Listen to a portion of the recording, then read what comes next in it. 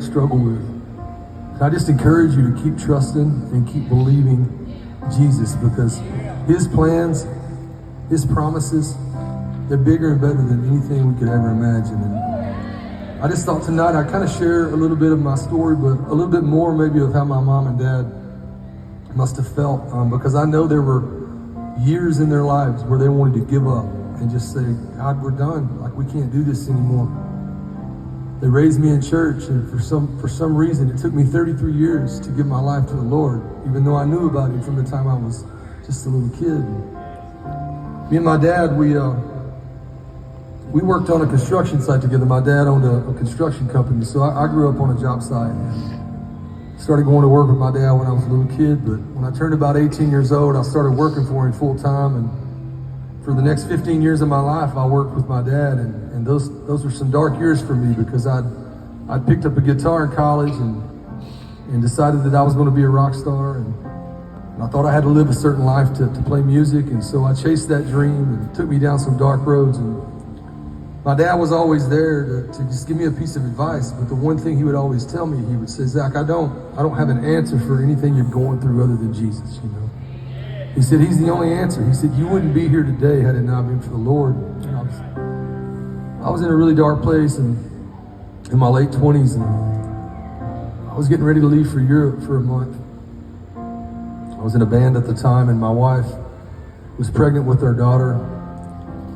And I was on the verge of a divorce, losing my family, possibly losing my life. I was just out of control, and my dad, we're sitting one day, he said, I got to tell you a story. He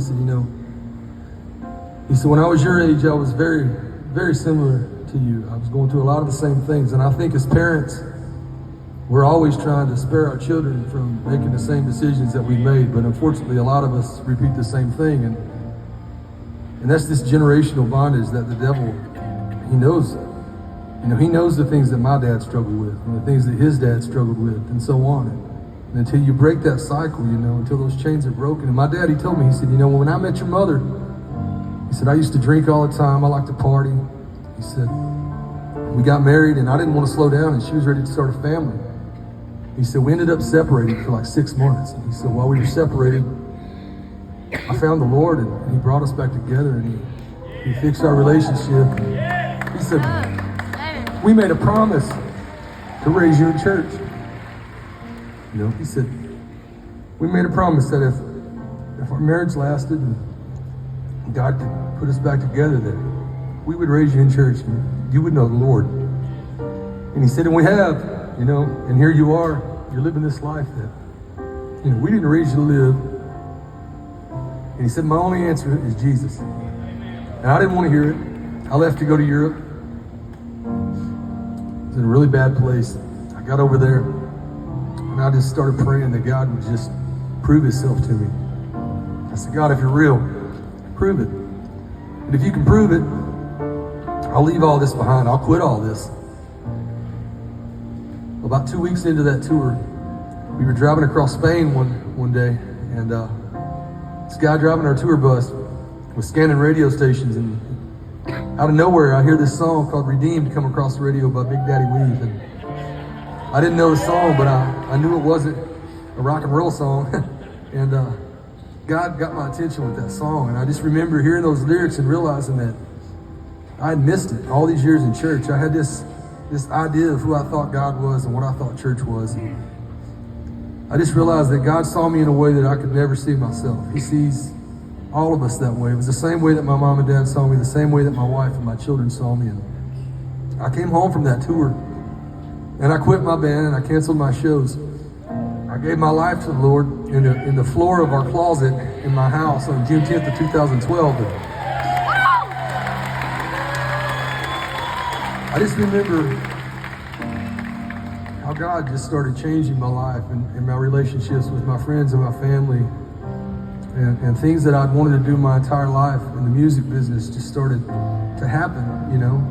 Doors that I'd been trying to kick down for years of my life just started opening. And within the year, I went to work for this church.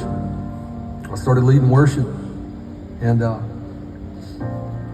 started writing these songs, and I started playing them for the church. And me and my dad, we used to talk a lot on these job sites. And one day, we stopped to take a lunch break. It was about 100 degrees. And there was a stack of sheetrock in this garage, and we sat down and sat on it and started talking. And he said, I got to tell you something that I've never shared with you before. And it's kind of like, okay. He said, I told you when you were born, we had you dedicated. When I was born in Pensacola, Florida, because after my parents gave their lives to the Lord, they decided they would just move away from everybody that they knew and start a fresh life. And my dad started going to this Bible college down in Florida. He said, we had you dedicated at this church. He said, we were walking down to the front that Sunday morning. And you started screaming and hollering, and you're making all this noise. He said, the pastor just looks and says, man, this kid's got a strong set of lungs. He'll probably be a singer one day. And everybody kind of laughed. And then he got really serious. And he looked at my mom and dad and he said, this child will be a voice for his generation.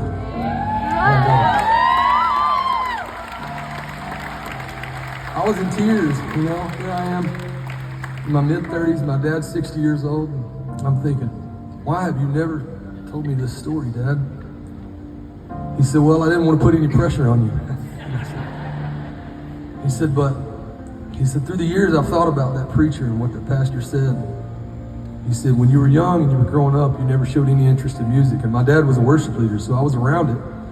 There was always a guitar in my house. I never had the desire to pick one up and play it. I was all about playing sports. He said, but when you moved to college and you hurt your ankle and you came home your freshman year, he said, when you came home and you told me you were taking my guitar back to college, you were going to teach yourself how to play guitar, I thought, you don't just pick a guitar up and start playing it. He said, and it started clicking. He said, this pastor spoke that over you at an early age. He said, a year later you came home and you were pretty good on the guitar and you were writing songs. And he said, and you kept getting better and better. He said, but then you started playing in this rock band and you started living this completely different life that me and your mother had raised you to live. He said, we used to just pray that God would just take all this bad stuff that's going on in your life and use it for good one day. And man, my parents, they used to come and sit for hours on end in these smoky bars where I would just get absolutely wrecked every night on stage, just so that they could make sure that I could make it home okay. He said, we used to pray for you every night that God would take this and use it for his glory one day. And he said, the reason why I'm telling you this is because the songs that you're writing, they have an opportunity to change people's lives in the same way that you had a song change yours. He said, I guess that's why I'm telling you. He said, not to put any pressure on you, but I want you to know. And I'm telling you not to brag or to boast, because I'll be honest, if I'm being honest with you, I don't feel good enough some days and worthy enough a lot of days to deserve the things that God has done in my life. I get it wrong way more than I get it right. I'm telling you because I want you to know that God has a plan for you, and don't let anybody ever tell you you're not worthy or good enough for his love. God sees something in you that nobody else can see.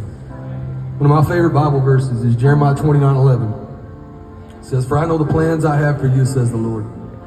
Plans to prosper you, not to harm you, but for hope in the future. And I believe that with all my heart. This song's called Plan for Me.